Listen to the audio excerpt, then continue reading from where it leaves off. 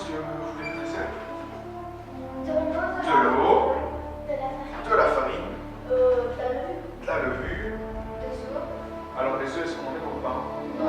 C'est plutôt pour la pâte à gâteau. Voilà, il y en a un qui peut mettre une cuillère de miel dans le grand. Alors il y a le sel qui va passer. On arrête 2 minutes, on écoute. Il y a le sel qui va passer de table en table. Vous mettrez une petite pincée de sel dans chacun des petits trous sur le côté.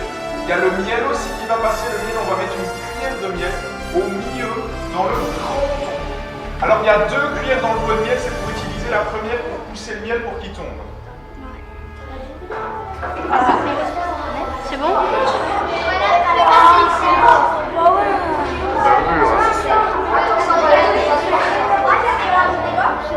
Les couilles. Est-ce que tout le monde a mis du sel? Oui. Est-ce que tout le monde a mis du miel? Non. Oui. Et puis on doit commencer à tourner un petit peu, pas vite, en faisant des plus. Non, c'est pas vite, mais c'est de plus en plus grand. C'est-à-dire de plus en plus pour que le sel se mélange à la levure.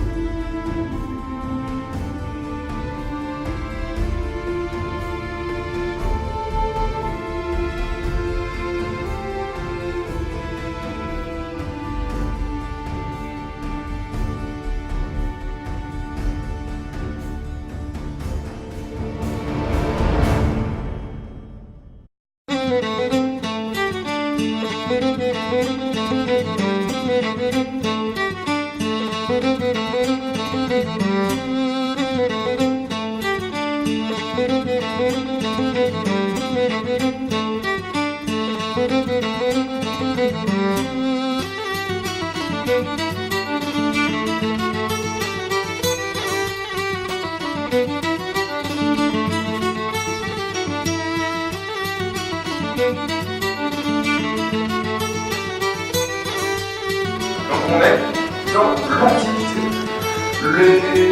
Sur ma carte ici, j'ai 3 grands bols qui font. Vous savez ce que c'est ces 3 grands bols?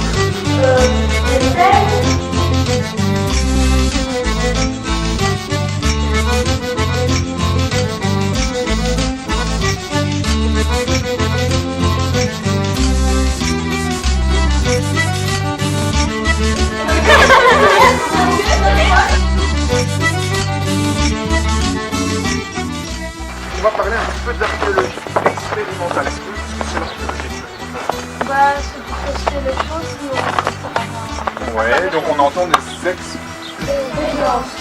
C'est des archéologues qui vont faire des expériences pour essayer de retrouver les gestes d'avant.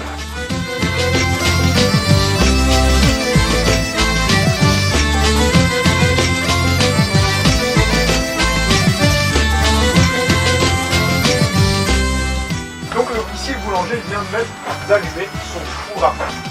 Quand il sera chaud, ça va prendre environ c'est environ 1 heure, mais parfois ça prend plus longtemps. Vous vous souvenez les braises qu'on a mis là de côté? Je reprends les braises que j'ai mis de côté, je les mets dans le four, je remets un petit peu de bois, je mets réchauffer mon four pendant 20 minutes, et puis hop, je peux recommencer. Alors en quelle matière le four est-il construit? Monsieur Nicolas doit le savoir. Qui chez moi, il y en a qui le savent? Vas-y. Ouais, bien. Tu dois pas mettre les pains à même le feu, sinon les pains risquent de brûler.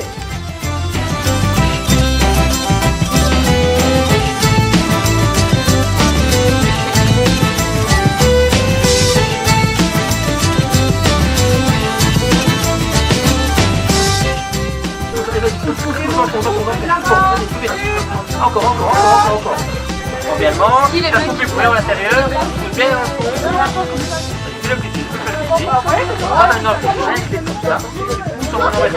Ah, la cuisine. Ah, c'est bien ça. Vous mangez ça. Vas-y, mets dessus. Tu le mets dans le fond. Vas-y. Un petit peu de la place. Du sec. C'est parfait.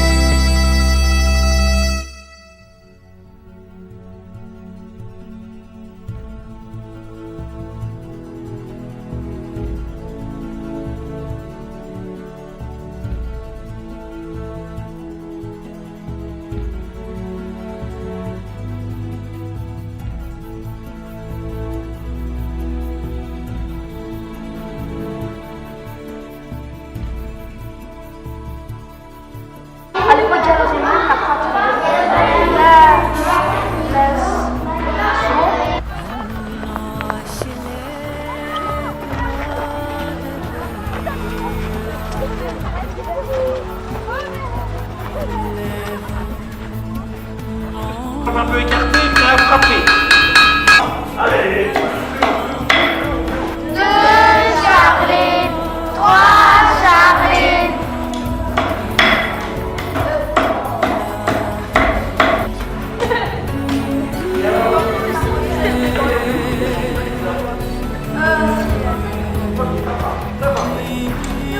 Ici. On compte dans le fond.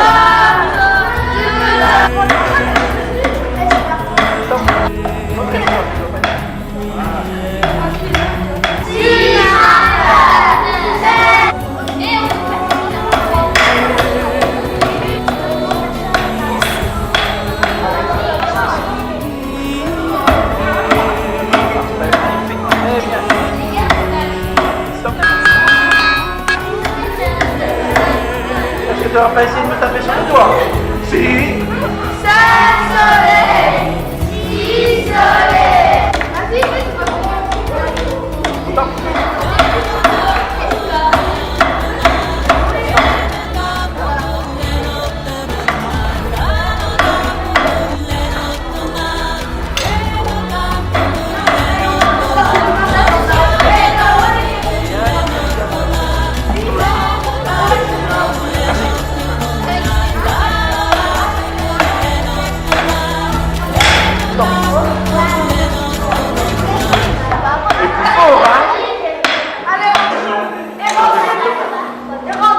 T'as vu sa salle de bain à la vidéo tantôt? Ça a l'air chouette.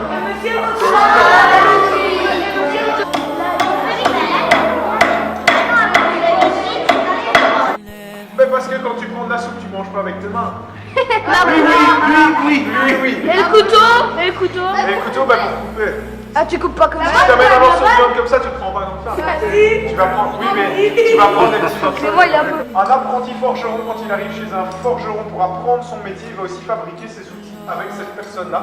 Comme ça, ben, il fabrique. La première chose qu'il commence à fabriquer, c'est ses outils pour pouvoir continuer à travailler après. Alors j'ai un. C'est un fer aussi, mais pour un autre animal. Pour la joue. Pour la vache, pour le bœuf, parce que alors il va falloir un élève que je risque de le blesser, voire même de le tuer. Donc moi, je vais choisir le casque des légionnaires romains. Il est copié sur le casque des Gaulois. Vous avez déjà tous vu Astérix? Les Astérix, il a sur son casque, c'est les protégeants qui ont été remis. Alors on a peur qu'il est bien protégé normalement. Nicolas, délicat s'il te plaît. Oui, mais c'est pas grave. J'appelle le nom. Bon. Donc j'avais écrit ici, je vais glisser là sur le côté, je ne sais pas le blesser. Si maintenant j'attaque par le côté, je ne sais pas, lui il a frappé l'oreille, lui il a joué, il est protégé. Je ne sais pas l'attraper, donc il ne reste qu'une seule solution. C'est pour ça qu'on en prend avec des lunettes en général. J'attaque ici. Mais il n'est pas tout seul, il est protégé avec son bouclier. Tu prends dans la main gauche. Il n'y a que tes yeux qui doivent dépasser. Et tu regardes vers monsieur. Et donc, en plus de ça, il a aussi une côte de maille. Donc quand ça glisse sur le casque, il a la côte de maille qui le protège. Il va prendre le glaive dans la main droite. Et comment est-ce qu'il va se battre? Quand il arrive face à l'ennemi, il va ouvrir légèrement son bouclier, il transperce l'ennemi. Et hop, il vient se remettre à l'abri de son bouclier.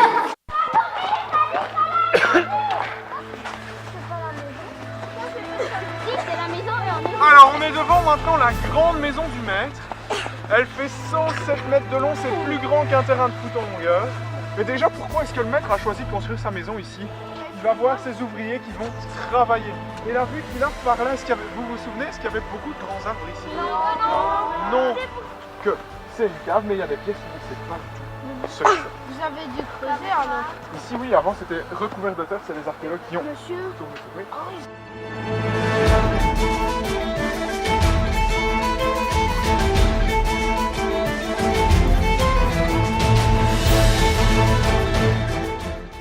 Moi, je vais partir du principe pour avoir une grande salle de bain que tout le monde peut aller partout, c'est beaucoup plus chaud.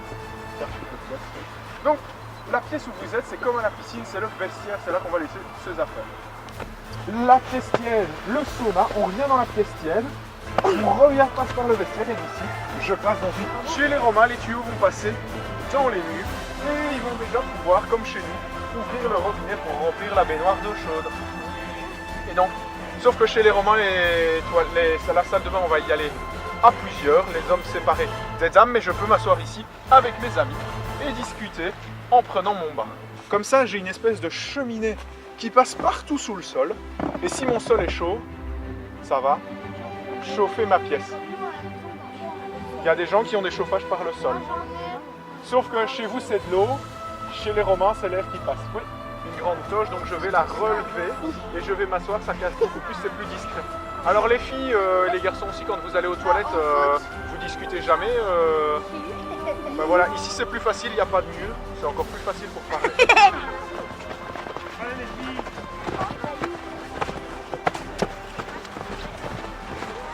La cave, c'est la seule pièce qui est encore à hauteur de l'évier. Alors c'est des pierres qui ne viennent pas d'ici, c'est des pierres qui viennent de plus loin, elles viennent par exemple près de Sine. Alors, donc on en a parlé juste ici avant. On a préparé la terre, notre arère et mes bœufs qui vont tirer. La partie qui travaille de l'arère, c'est le socle, la pointe de mon arère. Mes plantes, une fois qu'elles sont plantées, de quoi est-ce que j'ai besoin? D'eau. Alors, je vais les arroser. Est-ce que je les arrose? Oui. Tu vas arroser tout ton champ, toi? Non, avec de la pluie. Ah, on va attendre la pluie. Qu'est-ce que j'ai besoin d'autre? Du soleil. Du soleil, oui, et éventuellement de la boue, non, de l'engrais. L'engrais, si on veut en mettre, on va le mettre avant de préparer la terre, au moment où on la retourne.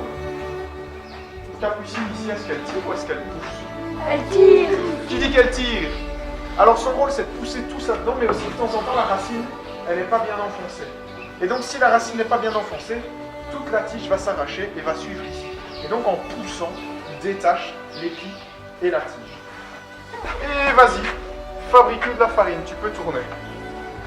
Vas-y. Alors déjà, elle a trouvé le bon principe, elle ne va pas tourner autour, parce que si elle tourne autour, ben, elle va vite avoir le tournis. Alors, la farine, qu'est-ce qui en sort? Je vais regarder, vas-y, continue à tourner. Je vais prendre ce qui en sort. Qu'est-ce qui en est sorti? De la farine, mais il y a encore des graines. La meule n'est pas très grande, donc qu'est-ce qu'il va falloir faire? Il va falloir repasser. Tout ce qui est sorti, il va falloir le repasser environ une dizaine de fois.